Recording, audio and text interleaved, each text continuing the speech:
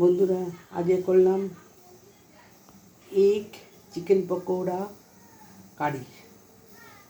Egg দিয়েছি আর chicken pakora করে আর আদা পেঁয়াজ রসুন টমেটো বাটা দিয়ে কড়াইয়ের মধ্যে তেল দিয়েছি।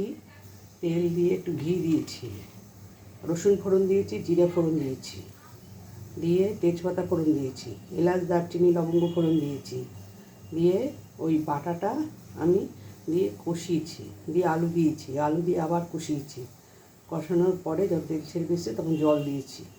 আলুটা যখন সেদ্ধ হয়ে গেছে তখন ডিম আর এই পকোড়া দিয়ে আবার ফুটিয়েছি।